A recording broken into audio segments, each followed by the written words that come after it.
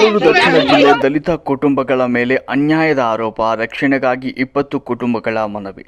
ಬೆಂಗಳೂರು ದಕ್ಷಿಣ ಜಿಲ್ಲೆಯ ಮಾಗಡಿ ತಾಲೂಕಿನ ಈರಯ್ಯನಪಾಳ್ಯ ಗ್ರಾಮದಲ್ಲಿ ಸುಮಾರು 20 ದಲಿತ ಕುಟುಂಬಗಳು ತಮಗೆ ನಿರಂತರ ಕಿರುಕುಳ, ಆರ್ಥಿಕ ಶೋಷಣೆ ಹಾಗೂ ಜೀವ ಬೆದರಿಕೆ ಎದುರಾಗ್ತಾ ಇದೆ ಅಂತ ಆರೋಪಿಸಿವೆ. ಸಂತ್ರಸ್ತರ ಆರೋಪದ ಪ್ರಕಾರ ತಿರುಮಲಗಿರಿ ಎಂಬ ವ್ಯಕ್ತಿಯಿಂದ ಅಕ್ರಮವಾಗಿ ಹಣದ ದುರುಪಯೋಗ ನಡೆದಿದೆ. ಈ ಕುರಿತು ನ್ಯಾಯ ಕೇಳಲು ಹೋದ ಸಂದರ್ಭದಲ್ಲಿ ಕೊಲೆ ಬೆದರಿಕೆ ಹಾಕಲಾಗಿದೆ ಅಂತ ಅವರು ದೂರಿದ್ದಾರೆ. ಅಲ್ಲದೆ ರೌಡಿಗಳನ್ನು ಬಳಸಿಕೊಂಡು ಹಲ್ಲೆ ನಡೆಸಲಾಗಿದೆ ಎಂಬ ಗಂಭೀರ ಆರೋಪವನ್ನು ಕೂಡ ಮಾಡಿದ್ದಾರೆ. ಈ ಘಟನೆಯಿಂದ ಹಲವು ಕುಟುಂಬಗಳು ಭಯಭೀತರಾಗಿದ್ದು, ಕೆಲವು ಮಹಿಳೆಯರ ಜೀವನ ತೀವ್ರ ಸಂಕಷ್ಟಕ್ಕೆ ಸಿಲುಕಿದೆ ಅಂತ ಸಂತ್ರಸ್ತರು ತಿಳಿಸಿದ್ದಾರೆ. ತಮ್ಮ ಹಾಗೂ ಕುಟುಂಬದ ಸುರಕ್ಷತೆಯನ್ನು ಖಚಿತಪಡಿಸಿ ಪ್ರಕರಣದ ಕುರಿತು ಸಮಗ್ರ ತನಿಖೆ ನಡೆಸಿ ತಪ್ಪಿತಸ್ಥರ ವಿರುದ್ಧ ಕಾನೂನು ಕ್ರಮ ಕೈಗೊಳ್ಳುವಂತೆ ಅವರು ಸಂಬಂಧಪಟ್ಟ ಅಧಿಕಾರಿಗಳಿಗೆ ಮನವಿ ಮಾಡಿದ್ದಾರೆ. ಈ ಆರೋಪಗಳ ಕುರಿತು ತಿರುಮಲಗಿರಿ ಅವರ ಪ್ರತಿಕ್ರಿಯೆಯನ್ನು ಇನ್ನೂ ಲಭ್ಯವಾಗಿಲ್ಲ. ಪ್ರಕರಣದ ಕುರಿತು ಪೊಲೀಸ್ ಇಲಾಖೆ ಹಾಗೂ ಸಂಬಂಧಪಟ್ಟ ಅಧಿಕಾರಿಗಳು ತನಿಖೆ ನಡೆಸಿದ ಬಳಿಕವೇ ಸತ್ಯಾಸತ್ಯತೆ ಸ್ಪಷ್ಟವಾಗಲಿದೆ. ಬೆಂಗಳೂರು ದಕ್ಷಿಣ ಜಿಲ್ಲೆ ದಲಿತ ಕುಟುಂಬಗಳ ಮೇಲೆ ಅನ್ಯಾಯದ ಆರೋಪ, ರಕ್ಷಣೆಗಾಗಿ 20 ಕುಟುಂಬಗಳ ಮನವಿ. ಬೆಂಗಳೂರು ದಕ್ಷಿಣ ಜಿಲ್ಲೆಯ ಮಾಗಡಿ ತಾಲೂಕಿನ ಈರಯ್ಯನಪಾಳ್ಯ ಗ್ರಾಮದಲ್ಲಿ ಸುಮಾರು 20 ದಲಿತ ಕುಟುಂಬಗಳು ತಮಗೆ ನಿರಂತರ ಕಿರುಕುಳ, ಆರ್ಥಿಕ ಶೋಷಣೆ ಹಾಗೂ ಜೀವ ಬೆದರಿಕೆ ಎದುರಾಗ್ತಾ ಇದೆ ಅಂತ ಆರೋಪಿಸಿವೆ. ಸಂತ್ರಸ್ತರ ಆರೋಪದ ಪ್ರಕಾರ ತಿರುಮಲಗಿರಿ ಎಂಬ ವ್ಯಕ್ತಿಯಿಂದ ಅಕ್ರಮವಾಗಿ ಹಣದ ದುರುಪಯೋಗ ನಡೆದಿದೆ. ಈ ಕುರಿತು ನ್ಯಾಯ ಕೇಳಲು ಹೋದ ಸಂದರ್ಭದಲ್ಲಿ ಕೊಲೆ ಬೆದರಿಕೆ ಹಾಕಲಾಗಿದೆ ಅಂತ ಅವರು ದೂರಿದ್ದಾರೆ. ಅಲ್ಲದೆ ರೌಡಿಗಳನ್ನು ಬಳಸಿಕೊಂಡು ಹಲ್ಲೆ ನಡೆಸಲಾಗಿದೆ ಎಂಬ ಗಂಭೀರ ಆರೋಪವನ್ನು ಕೂಡ ಮಾಡಿದ್ದಾರೆ.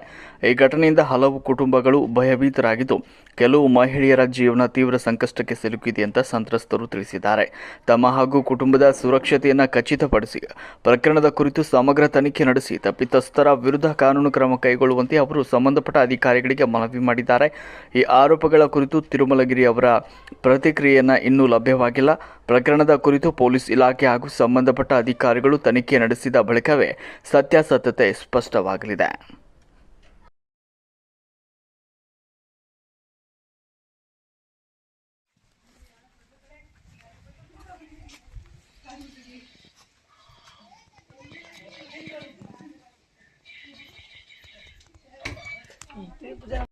ನಾವು ಕಲ್ಲೂರಲ್ಲಿ ವಾಸವಾಗಿದ್ದೇವೆ. ನರಸಿಂಹಮೂರ್ತಿ ಅಂತ ಹೆಸರು. ನಾನು ಪೊಲೀಸ್ ಇಲಾಖೆಯಲ್ಲಿದ್ದೀನಿ. ಇವರು ನಮ್ಮ ಪಾಳ್ಯ ಈರಯ್ಯನಪಾಳ್ಯ ಅಂತ. ಅವರು ಪಕ್ಕದಲ್ಲಿ ಜಮೀನು, ನಾನು ಇದ್ದೀನಿ. 16 ಎಕರೆ ಜಮೀನು ಐತೆ. 16 ಎಕರೆ ಜಮೀನು ಐತೆ. ಅವ್ರ ಪಕ್ಕದಲ್ಲಿ ನಾವು, ನಮ್ಮ ಪಕ್ಕದಲ್ಲಿ ಅವರು. ಒಂದೇ ಬದ. ಯಾವ ಮೇಲೂ ದೌರ್ಜನ್ಯ ಮಾಡ್ತಾನೆ. ನನ್ನ ಮೇಲೂ ಕೇಸ್ ಹಾಕಿದ್ದ. ರಾಮನಗರಕ್ಕೆ 2 ವರ್ಷ ತಿರುಗಿದೆ. ನಾನು ಪೊಲೀಸ್ ಆಫೀಸರು, ರಿಟೈರ್ಡ್ ಆಗಿದ್ದೀನಿ. ಅದು ಯಾವ್ದು ಕಂಡು ದೌರ್ಜನ್ಯ, ನನ್ನ ಮಾದ್ಗ ಅಂತ ಬೈಯೋದು. ಬೈದಿದ್ರು ಎದುರುಗಡೆ ಓದ್ತಿದ್ರೆ ಕ್ಯಾಕಸ್ ಮಕ್ಕುಗಿತಾನೆ. ನಾವೇನು ಹೆದರ್ಕೊಂಡು ಮಾತಾಡಿಲ್ಲ. ಏನೋ ಅವ್ರು ದೊಡ್ಡವರು, ಇವ್ರು ದೊಡ್ಡವರು ಅಂತ ವಾಸ ಮಾಡ್ತಾಯಿದ್ದೋ. ಆ ಅಕ್ಕಪಕ್ಕ ಬಂದು ಗಲಾಟೆ ಮಾಡಿ, ದೌರ್ಜನ್ಯ ಮಾಡಿ, ಇವ್ರನ್ನೆಲ್ಲ ಎದುರಿಸಿ ಅರ್ಧ ಜನ ಗಂಡಸತ್ತವ್ರವ್ರೆ, ಇನ್ನು ಅರ್ಧ ಜನ ಬಾಕಿ ಅವರೇ, ವಯಸ್ಸಾದವರು. ಪಕ್ಕದಲ್ಲೇ ಜಮೀನು. ಅವನದು ಪಕ್ಕದಲ್ಲಿ ಜಮೀನೇ ಇಲ್ಲ. ಯಾವುದೋ ದೂರದಲ್ಲಿ ಮಡಿಕೊಂಡು 3 ಎಕರೆ 5 ಎಕರೆ ಮಡಿಕೊಂಡು ಅಕ್ಕಪಕ್ಕ ಬಂದರೆ ಜಮೀನೆಲ್ಲ ನಂದೇ ಅಂತ ಹೇಳ್ತಾವನೆ. ನಾವು ಊರಲ್ಲಿ ನೋಡ್ಕೊಂಡು ಇದ್ದೀವಿ. ಇವ್ರ ಪಕ್ಕದಲ್ಲಿ ನಾವು ಅವರೆಲ್ಲ ವಾಸ ಮಾಡ್ತಾ ಇದ್ದೀವಿ.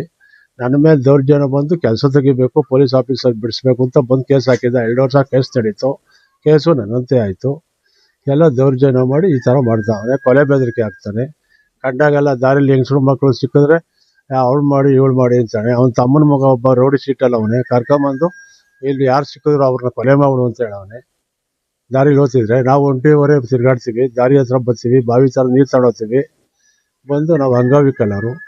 ಬಂದು ದೌರ್ಜನ್ಯ ಮಾಡಿ ಎಲ್ಲರಿಗೂ ಹೇಳ್ಕೊಡ್ತಾನೆ. ಊರಲ್ಲಿ ಇಂಥವ್ರು ಮಾಡಿ ಆ ಹೊಟ್ಟೆರ್ನೆಲ್ಲ ಬೆದರಿಸ್ರಿ ಅಂತ ಹೇಳ್ಕೊಡ್ತಾನೆ. ಪಾಪ ಹೆಣ್ಮಕ್ಳು ಈಚೆ ಬಂದವಲ್ಲ. ನಾವು ಗಂಡಸಾದ್ರೆ ಏನೋ ಮಾತಾಡ್ಬೋದು. ಅದ್ರ ಮೇಲೆ ನಾನು ಅಂಗವಿಕಲಿಗ, ನಾನೇನು ಮಾತಾಡೋಕ್ಕಾಗಲ್ಲ. ಈ ಥರ ನಡೆಸಿ ದೌರ್ಜನ್ಯ ಮಾಡ್ತಾವೆ. ನಿಮ್ಮ ಹೆಸರು? ನರಸಿಂಹಮೂರ್ತಿ, ಕಲ್ಲೂರು. ಸರ್, ಇವರು ಜಮೀನ್ದಾರ ಎಷ್ಟು ವರ್ಷದಿಂದ ಜಮೀನು ಮಾಡ್ಕೊಂಡಿದ್ದಾರೆ? ನಮ್ಮ ಅಪ್ಪಾರ ಕಾಲದಿಂದ ಅವರಪ್ಪಾರು ಬೆಳೆದ್ರು. ಅವ್ರ ಮಕ್ಳು ಹುಟ್ಟಿದಾಗಿಂದ ನಾವು ಜೊತೆಲೆ ಬೆಳೆತಾ ಇದ್ದೀವಿ. ಮೂಲ ಜಮೀನ್ದಾರ? ಮೂಲ ಜಮೀನ್ದಾರ್ ಇವರು. ಸರಿ ಸರ್, ನಮ್ಮ ಹೆಸರು ಕಿರಣ್ ಅಂತ. ಏನ್ ಸರ್ ವಿಚಾರ? ಸರ್, ಏನಿಲ್ಲ, ಈರಯ್ಯನಪಾಳ್ಯದಲ್ಲಿ ಜಮೀನ್ದು ವಿಚಾರದ್ದು ಗಲಾಟೆ. ಇದರಲ್ಲಿ ಏನಾಗಿದೆ ಅಂತ ಅಂದ್ರೆ, ಸುಮಾರು ಒಂದು 12 ವರ್ಷದಿಂದ ನಮ್ದೇ ಟ್ರಾಕ್ಟರ್ ಇದೆ, ನಾವೇ ಕಲ್ಟಿವೇಶನ್ ಮಾಡ್ತಾ ಇದೀವಿ. ಅದಕ್ಕಿಂತ ಮುಂಚಿತವಾಗಿ ನಮ್ಮ ಮಾವ ಅವರು ರಾಜಣ್ಣ ಅಂತ ಇದ್ರು, ಅವ್ರು ಕಲ್ಟಿವೇಶನ್ ಮಾಡ್ತಾ ಇದ್ರು. ಸುಮಾರು ಆಗ್ಲೇ ಒಂದು 30-35 ವರ್ಷ ಅಂತ. ತಿರ್ಗಾ ಮೇಲೆ ಎಲ್ಲ